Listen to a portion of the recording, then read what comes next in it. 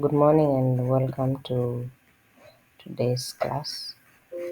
We are going to look at itinerary planning. It is one of the most important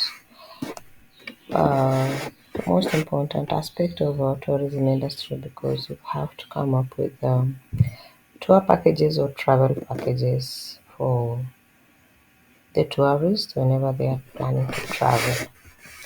So first of all, we start with introduction, and we are looking at what is an itinerary is. So it is basically a roadmap to a journey or a trip. It shows where you're headed to, uh, which days or where you're headed to. In terms of the tour components, that is accommodation, accessibility, we have transport, we have attractions, activities, and amenities. So, itinerary will basically control activities of the journey or the tour in terms of the pace or speed of the tour. How fast should people go? Should all the activities be planned well to ensure that the guest gets the satisfaction they need and value for money?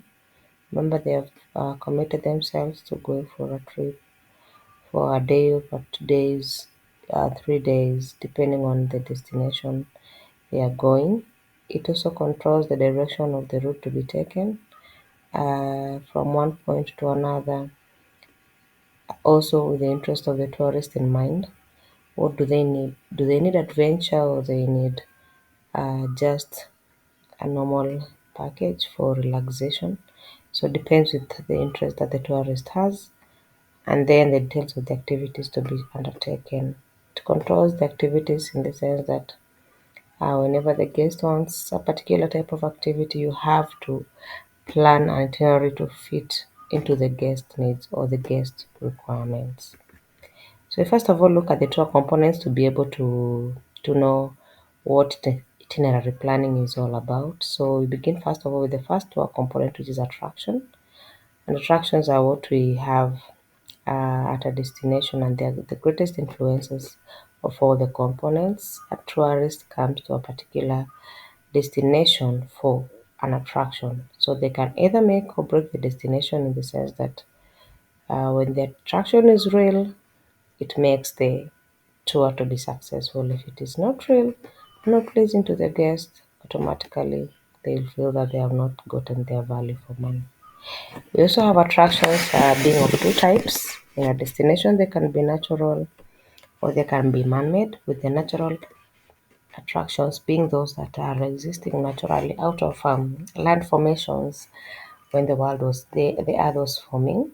And then we have the man-made ones that have been made by man to make a place attractive to a guest. For example, we have the monuments, the museums, shopping areas.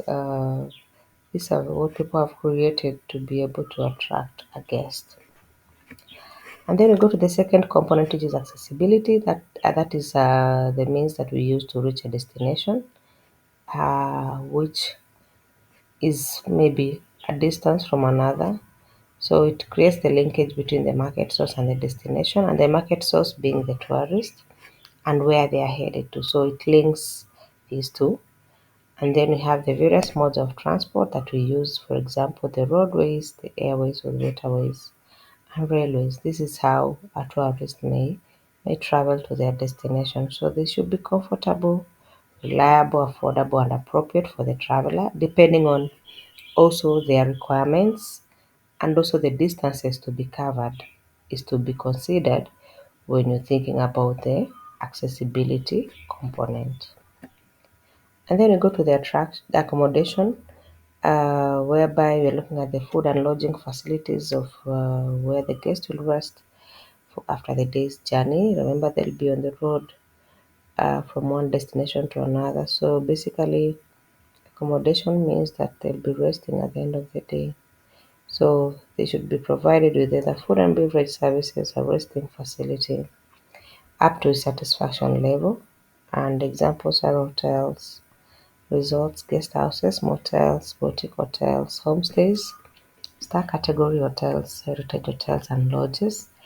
and they are found on different areas. Some of them are within the attraction, some are outside or near the attraction. So all these components are working together to make the tour complete. So the accommodation should be comfortable, of good quality, and should be provided to the guest by the accommodation unit. If it is an hotel, there have to be rooms for them to sleep. If it is a lodge, they either do camping or they sleep in the tented camps. And whatever facility of accommodation is there, it should be able to meet the guest needs. And then you have amenities, and these are the services that are required by the tourists to facilitate their travel. So we're talking about services and facilities that are needed by a guest. So we have examples of support services. What do they need when they reach a destination? We have, for example, they may require a tour guide within the tour for them to understand the destination well.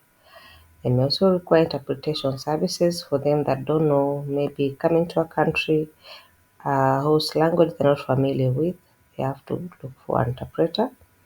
And they also require security and health services during the tour. So find that we may have to have a number that we can call whenever somebody is sick or whenever they need a health services. We may also require security guards to take a tourist to a destination that they may not feel safe to go to.